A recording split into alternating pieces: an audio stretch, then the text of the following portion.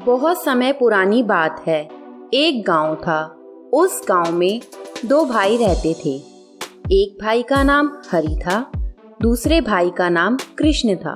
वह बहुत ही ज्यादा गरीब था और दूसरा भाई हरि वह बहुत ही ज्यादा अमीर था। उसके पास सब कुछ था, परंतु दूसरा भाई कृष्ण जो बहुत गरीब था, उसके पास 2 वक्त की रोटी के लिए भी पैसे नहीं हुआ करते थे और उसके पास पहनने के लिए ढंग के कपड़े भी नहीं थे। वह बहुत ही फटे हुए कपड़े पहनता था और उसकी पत्नी सिर्फ एक ही साड़ी पहनती थी जो बहुत ही फटी कटी सी थी। एक दिन वह भूख से व्याकुल हो रहे थे। कृष्ण की पत्नी ने कहा कि क्या आज हमें खाने के लिए कुछ नहीं मिलेगा? कृष्ण ने बोला, देखता हूँ, हमारी हालत तो नहीं है कि हम कहीं से कुछ खाने का इंतजाम कर सकें, पर मेरा बड़ा भाई बहुत अमीर है। देखता हूँ, उनसे कुछ मदद मांगता हूँ, क्या पता वो हमारी मदद कर दें। फिर कृष्ण अपने बड़े भाई हरि के पास जाता है और उससे कहता है, भाई, हमारे पास एक वक्त की रोटी के लिए भी पैसे नहीं हैं, क्या तुम हमारी कुछ मदद कर दोगे? मेरी पत्नी और मैं भूख से बहुत व्याकुल हो रहे हैं। पर उसका बड़ा भाई साफ साफ मना कर देता है और कहता है, भागो भागो, यहाँ से जाओ, मेरे पास कुछ भी नहीं है और दोबारा मुड़कर यहाँ मत आना। कृष्ण बहुत उदास होते हुए वहाँ से चला जाता है। जब वह अपने भाई हरि के घर से वापस आ रहा होता है तो उसे रास्ते में एक बूढ़ा आदमी दिखाई। उसके पास 3 डब्बे होते हैं। वह देखने में बहुत भारी लग रहे होते हैं और कृष्ण वहाँ खड़े होकर देखता है कि वह डब्बे उस बूढ़े आदमी से उठाए नहीं जा रहे। तभी कृष्ण उस बूढ़े आदमी के पास जाता है और कहता है। तब बूढ़ा आदमी अपने घर की ओर चलता है और कृष्ण उन 3 डब्बों को अपने सर के ऊपर रखकर उस बूढ़े आदमी के पीछे पीछे चलता है।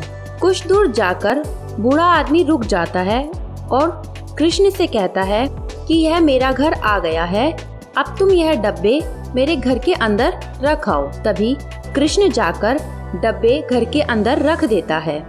जब वह बाहर आता है तभी बूढ़ा आदमी उससे कहता है, क्या हुआ भाई, तुम्हें देखकर लग ही रहा था कि तुम बहुत परेशान हो। तब कृष्ण कहता है, हाँ बाबा, आपने सही समझा, मैं बहुत परेशान हूँ। मैंने और मेरी पत्नी ने 2 दिन से कुछ भी नहीं खाया है।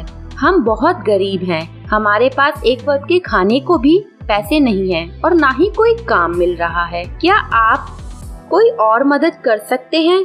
कहीं मुझे कोई काम दिलवा सकते हैं? तभी वह बूढ़ा आदमी अपने घर के अंदर जाता है और वहाँ से एक डब्बा लेकर आता है और वह डब्बा वह कृष्ण को दे देता है और कहता है कि तुम इसे अपने साथ ले जाओ।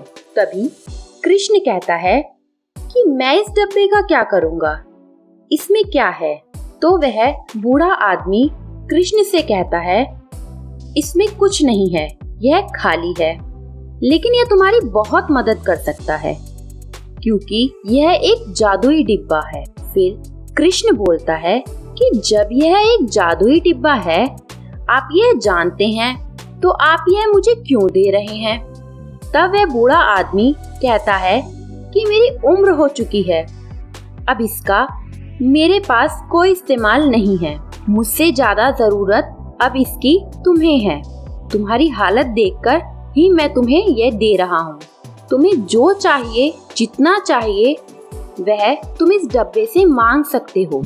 जाओ, इसे लेकर अपने घर ले जाओ और एक सुरक्षित जगह पर रख देना और जब तुम्हें कभी किसी चीज की जरूरत पड़े तो तुम इस डिब्बे को अपने सामने रखना और इस डिब्बे से बोल देना। इस डिब्बे में से वो सभी चीजें बाहर आ जाएंगी। कृष्ण खुशी खुशी डब्बा लेकर अपने घर की तरफ जाता है और घर में जाकर तुरंत अपनी पत्नी से कहता है, ये देखो मैं तुम्हारे लिए क्या लेकर आया हूँ। उसकी पत्नी डब्बा देखकर कहती है कि मैं इस खाली डिब्बे का क्या करूँगी, ये आप क्यों उठा लाए? उसका पति कहता है, भाग्यवान, यह कोई ऐसा वैसा डब्बा नहीं है, यह एक जादुई डब्बा है। मैं जब भाई के घर मदद मांगने के लिए गया था, वहाँ से वापस आ रहा था तो रास्ते में एक बूढ़ा आदमी मिला। उसने मुझे यह जादुई डिब्बा दिया और कहा कि जो तुम्हें जरूरत हो वह तुम इस डब्बे से मांग लेना। तब उसकी पत्नी यह सुनकर बहुत खुश होती है। उसने कहा कि अब हम कभी भूखे नहीं रहेंगे क्या? हमारे पास पहनने के लिए सुंदर सुंदर कपड़े होंगे। तो उसका आदमी कहता है, हाँ भाग्यवान, हमारे पास अब सब कुछ होगा। हमें जो चाहिए हम अपने अपने मनपसंद की चीजें इस डब्बे से ले सकते हैं। तो तुम बताओ, सबसे पहले हमें क्या लेना चाहिए? हम इसे आजमा कर देखते हैं। तो उसकी पत्नी ने कहा कि सबसे पहले हम खाने के लिए कुछ मांगते हैं। तो उन्होंने खाने के लिए तरह तरह के पकवान बोले, जो उस डब्बे से निकलकर बाहर आ गए। यह देखकर दोनों बहुत ही आश्चर्यचकित हो गए। उन्हें विश्वास ही नहीं हो रहा था कि यह सच में एक जादुई डब्बा है। फिर वह धीरे धीरे जादुई डिब्बे से अपनी जरूरत के सामान मांगने लगे। ऐसे करते करते वे बहुत अमीर हो गए।